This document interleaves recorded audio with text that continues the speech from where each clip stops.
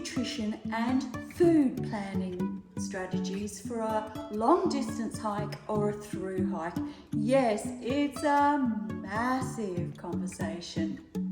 I'm wondering, do you have a substantial dream hike in mind? One that keeps pulling you back in year after year, but you keep putting it off because of the overall complexities of your hike planning.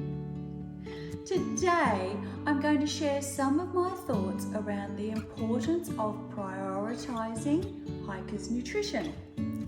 I'll break many topics down and will share some of my own nutritional and food planning practical strategies as practiced and refined over decades of strenuous hiking, and of course over my last round of multi-day hikes and multi-week hikes like my 6-week alpine hiking trip here in Australia. Hi, I'm Jenny and I'm dedicated to adventure. If you're keen to know which resources I've used today, which websites I rely on, which studies I'm referring to throughout today's topic, I'll pop those in because they are important. This is a scientific matter. It's not just a, well, I'll give it my best shot kind of topic today. It really is about the maths of it all. If you want to be successful in a long distance hike or a through hike, there's simply no way of getting around the maths side of working this out. So let's jump into that aspect first. We're going to use me as an example.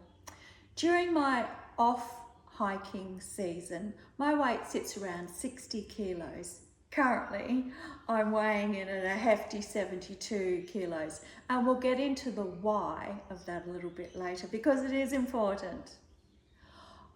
Here we go. On a multi-day week or a through hike at 72 kilos, solo hiking, and with a backpack that weighs between 11 to 14 kilos, depending on where my food resupply points are and how long I have in between those little spots, I can expect to burn, and here's the important part, 430 calories an hour. Oh, an hour. Okay, so you might be thinking, well, that figure gives me something to begin with. So let's call that our base figure. But unfortunately, it's not as straightforward as that because there's so many variables that will substantially change that calories per hour figure. And we're going to go through those variables all throughout this episode. On steeper terrain, for example, I can expect to burn through between 360 to 540 calories per hour. Gosh.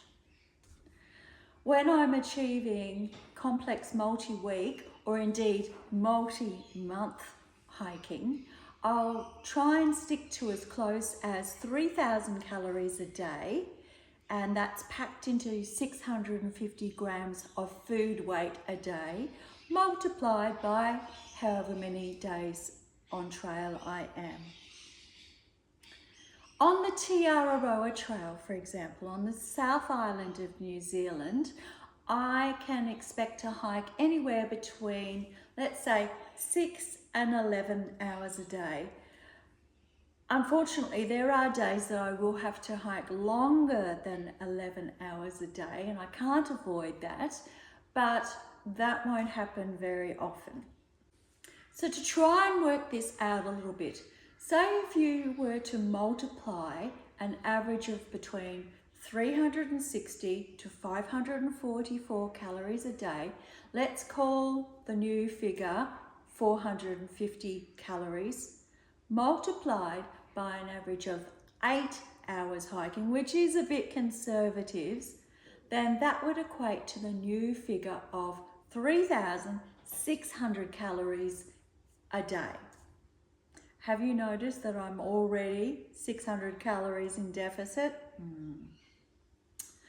Note my 3,600 calories a day doesn't take into account the additional calories gobbled up during all of my in-camp activities. Ones like walking down to a stream to gather water, setting up and taking down my tent, repeatedly getting in and out of my tent, walking around camp to stretch, all the calories used whilst sleeping, can't forget those. They all go on top of that figure of 3,600 calories a day. Man, I'd hate to know what my actual caloric expenditure would be, but safe to say it'd have to be in the 4,500 calorie a day type bracket. And you know, I'm never going to be able to carry that much food weight for say a 7 to 10 day hiking section.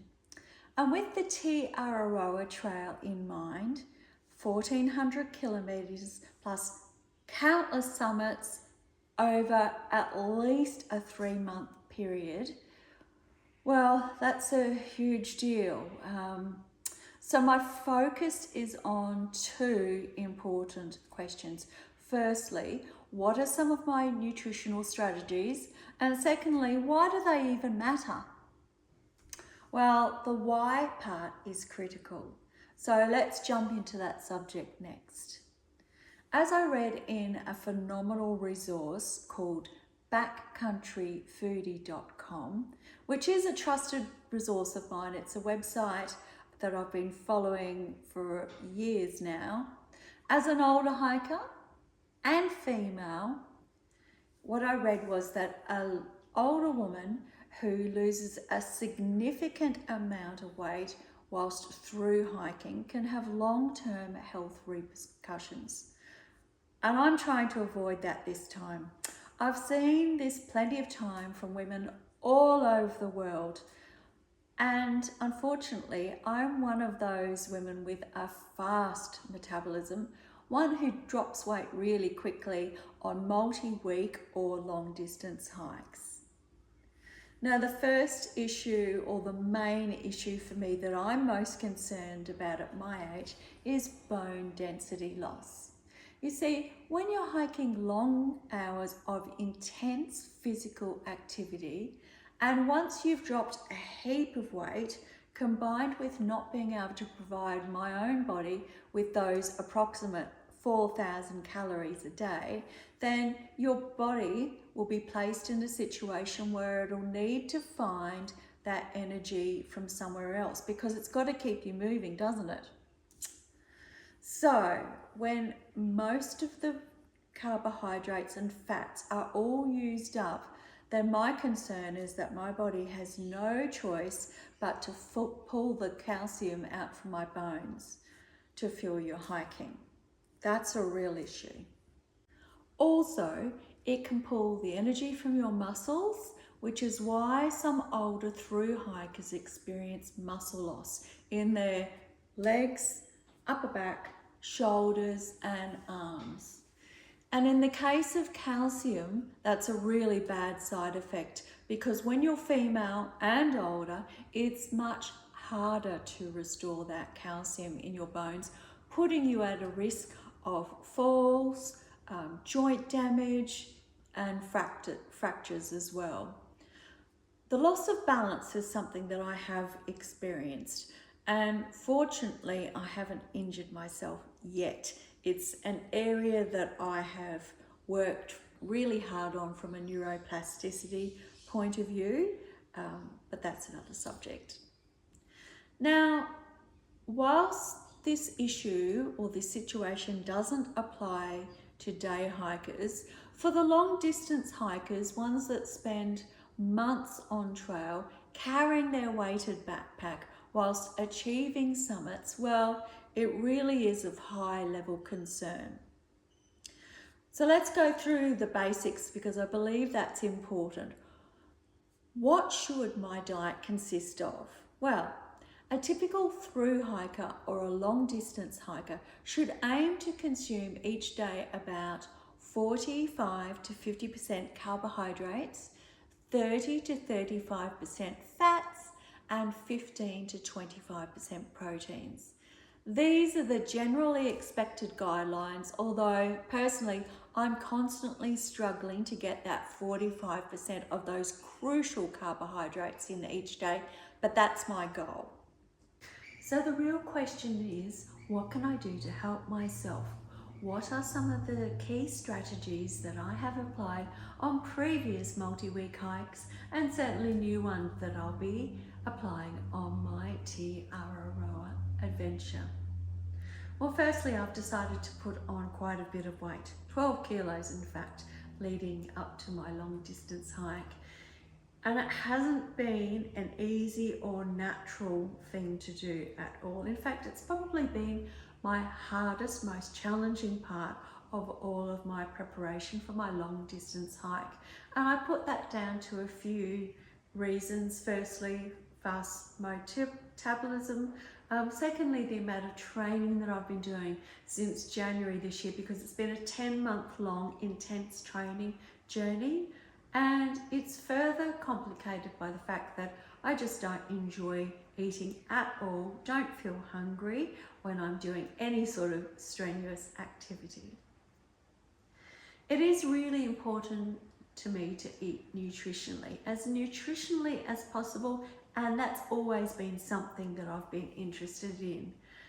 And so that's been a focus of my preparation. I've really put a lot of thought into that.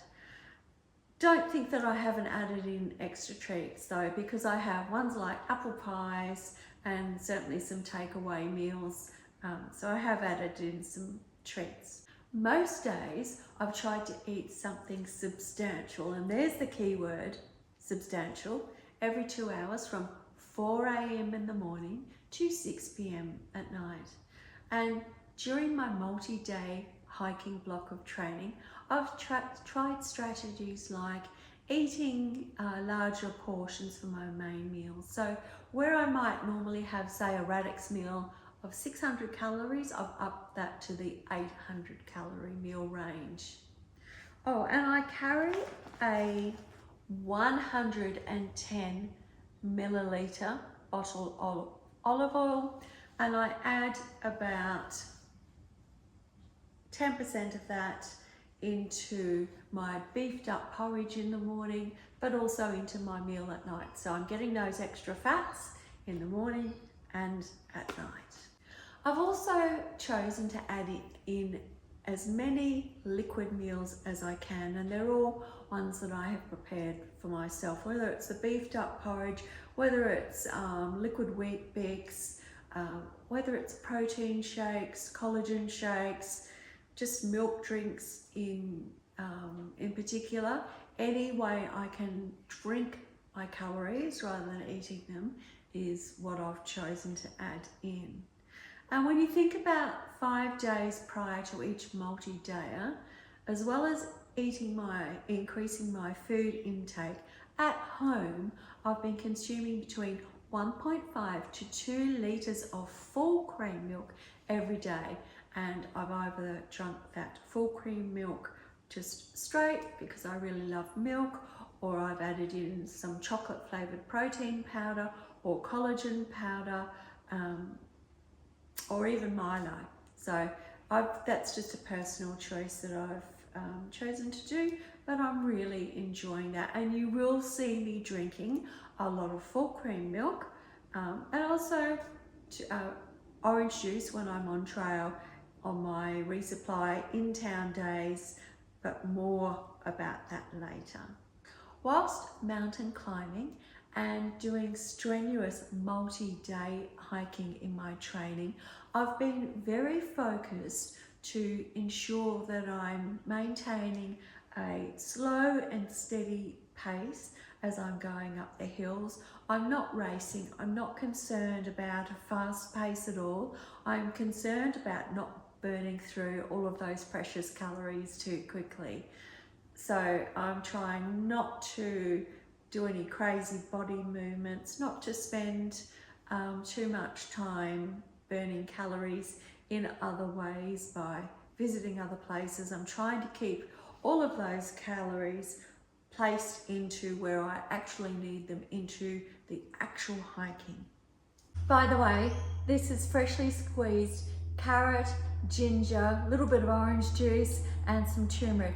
Usually I like to put beetroot in it.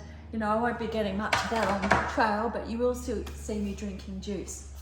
But when you're thinking about each day's food, drink and supplement allocation, and they all add complex calories in, just like I did with my training program, my mindset is that I've made a personal contract with myself that I won't break.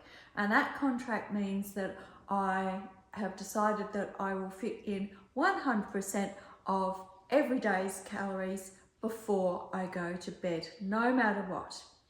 You know, my body really needs those calories, and let's face it, I just don't need to be lugging around the extra weight in my backpack of any calories that I haven't consumed. You know, that doesn't make sense to anyone. So I make sure that I eat every single morsel. But at the end of the day, I'm human.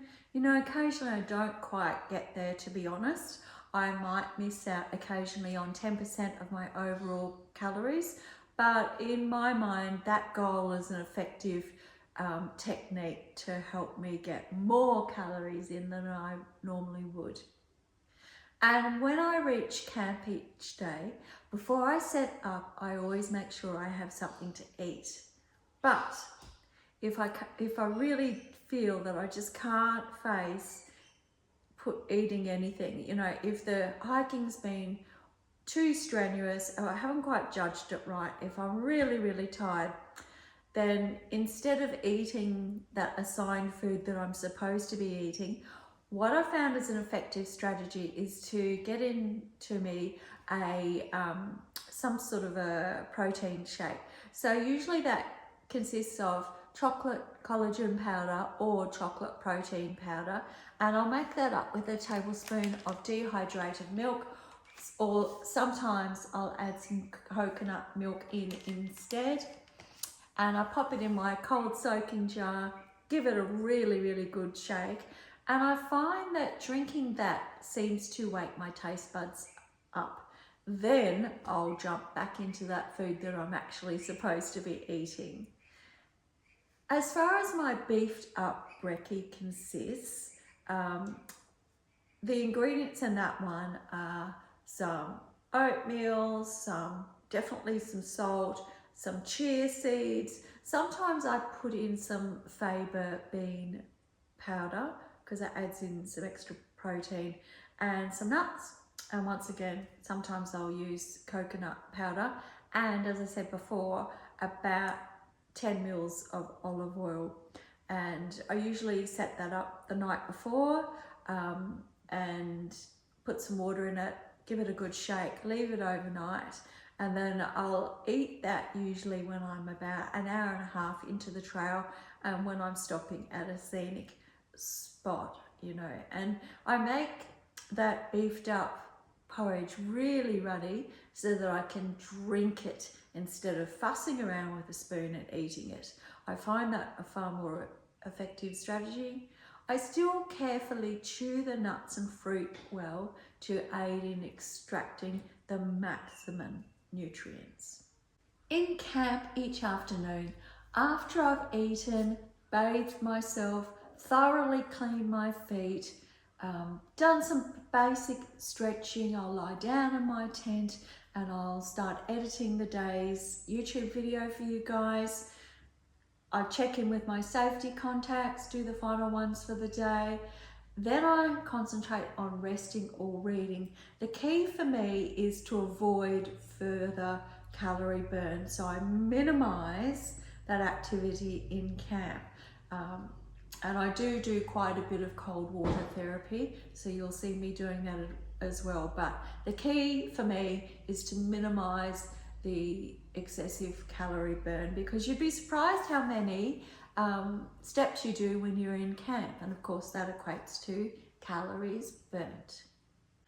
Okay, let's talk about town days. For the Araroa trail, where most through hikers will take 1 0 day, I will need to take 2 consecutive 0 days, which means 3 nights. And the reason is because on one of those 0 days, I'll need to put in about 10 hours of work of my actual paid job. On the other 0 day, I'll be performing all the usual tasks that all through hikers perform when they're in town. But the benefits, nutritionally speaking, is that I'll be able to fit in substantially more calories whilst I'm in town. And I'll also be able to have the opportunity in most, but not all places, to really lift that fresh food element that I love so much. With 3 nights in town, I'll be able to shop and prepare some fresh meals to consume during those 0 days in most but not all places, because there are some places where the fresh food will be extremely limited, but generally speaking, I'll be able to incorporate some fresh food preparation, cooking and eating, but I'll have to make it snappy because I won't want to do that too much. So thinking about those additional food and drinks and fresh food elements over 3 nights as opposed to 2 will help my body recover from the last hiking section and of course help prepare it for the next hiking section. Okay, well earlier we were talking about some of those variables, so let's circle back to my 3,000 a day calorie hiking diet. Well, you need to know 2 things. Every single hiker burns through their calories in completely differing amounts. It really is such a personal aspect. Secondly, there are so many variables that come into play when you're through hiking with a weighted backpack. Apart from the usual variables, it's good to understand that what we're actually doing or what we're actually being are endurance athletes. We're spending 3 to 4 months, and if you're doing both islands of the TA, that looks more like 5 to 6 months backpacking, and it's going to affect your body regardless. But to what extent?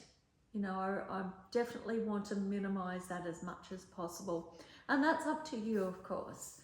Other variables that might affect how many calories you burn and consequently how much weight you'll lose also depend on, are you male or female? Because yes, it does matter.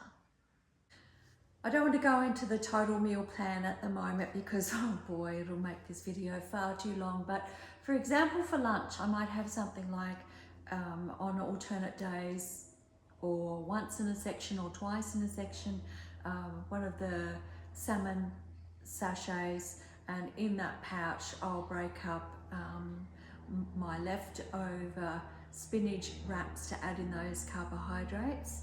And for dinner, I'm currently going to be testing on my very last multi-day hike, my dinner for the Richmond Ranges. So obviously for that 10-day section, and yes, I'll be taking every bit of that 10 days for me. I'll definitely need a rest day in there. I want to get that weight down, that food weight down as much as I possibly can while making the calories really dense. So one of the tips that I found for the dinners on the Richmond Ranges is to buy 1 packet of angel hair pasta, because that is the thinnest and it cooks the longest. And I'm going to be working out on my multi-day hike how many of those noodles I need for a portion size, or maybe I'll get to do that in my kitchen at home before I go. So let's say, for example, I might use, out of that packet, that full packet, I might use 10 noodles a meal. And with that, I'll add in some textured vegetable protein. That will be one option. Or I have heard that you can get dehydrated mince over there, so that could be another option. And then the third ingredient will be either a packet of roasted tomato soup, or perhaps if I can find some dehydrated tomato paste flavouring. I'll use that, and of course my olive oil and some Parmesan cheese. So when I compare the weight of that 1 pack of angel hair pasta, the soup, the vegetable protein, the olive oil, I won't be eating that every night, but I'll certainly try and get that down as many nights as I can, and that's going to help quite a bit with my meal weight. Other variables, well, your weight really does matter too, because the heavier you are, the more calories you're likely to burn more quickly. The weight of your backpack, but also importantly how evenly it's packed, because if it's lopsided, then when you're doing mountain climbs and scree fields and that sort of thing, your backpack will move around and you're going to be using more core strength, which of course is muscles, burns more energy. So it's important that I try and keep my backpack packed as evenly as possible and think about how I'm packing each layer in my backpack. Other variables, the type of terrain that you'll be mostly hiking through that day, because terrain like sand, mud, river crossings, complex forest floor, or pushing through thick vegetation, they all burn a lot more energy. You know, it takes far more effort to push through that type of terrain as it does walking on a road or walking on a nicely formed path. Some of you have reached out to ask me if I take supplements to support me whilst I'm training, and then indeed whilst long distance hiking. Their answer is yes, absolutely, most definitely. Well, there you have it. Now you have my thoughts on how to maintain better nutrition and eat enough whilst either doing a long distance hike or a through hike. And there's lots of other things I could have included, but there's some of the basics. And as always, I'm happy to chat about this or any other topic. So if you found this video useful, if you've picked up some tips, can you pop a food emoji in the comments, or indeed reach out to me and ask me any questions. Very happy to chat. You know, I only have 3 weeks to go now until I fly over to Wellington, and I still feel like I have so much to do, so I better get cracking. I better start organising my gear a bit more. Thanks for watching, and bye for now. I will keep on holding my head high, even if the sky is falling down.